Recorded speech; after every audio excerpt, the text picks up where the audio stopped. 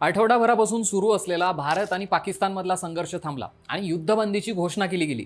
भारतीय लष्कराचे डीजीएमओ आणि पाकिस्तानी लष्कराचे डीजीएमओ यांच्यात झालेल्या डिस्कशन नंतर हा संघर्ष थांबवण्यात आला. पण डीजीएमओ हे पद नेमकं काय असतं, त्यांचे अधिकार काय असतात आणि त्यांची निवड कशी होते ते तुम्हाला सांगतो. डीजीएमओ म्हणजे director general of military operations. हे भारतीय लष्करातलं एक प्रतिष्ठित आणि जबाबदारीचं पद आहे. या पदावर लेफ्टनंट जनरल दर्जाचा अधिकारी नियुक्त केला जातो. डीजीएमओचं मुख्य काम म्हणजे देशाच्या लष्करी मोहिमांचं मॅनेजमेंट, एक्झिक्युशन आणि कंट्रोल करणं.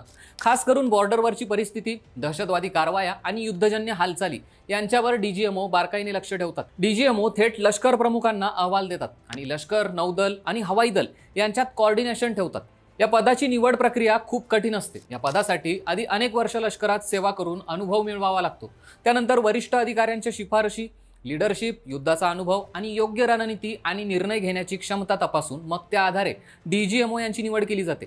डीजीएमओ हे संरक्षण मंत्रालयाशी डायरेक्ट कॉन्टॅक्टमध्ये असतात. शिवाय ते पीएम आणि लष्कर प्रमुख यांना थेट माहिती देतात. याशिवाय शेजारील देशांसोबत डीजीएमओ लेव्हलवरच संवाद साधला जातो. 7व्या वेतन आयोगानुसार डीजीएमओ यांना मूळ पगार हा 1,82,000 ते 2,24,000 इतका असतो. एवढंच नाही तर डीजीएमओ यांना अनेक प्रकारचे भत्ते मिळतात. याशिवाय घर, मेडिकल फॅसिलिटीजही दिली जाते. लेफ्टनंट जनरल राजीव घई हे सध्याचे भारताचे डीजीएमओ आहेत.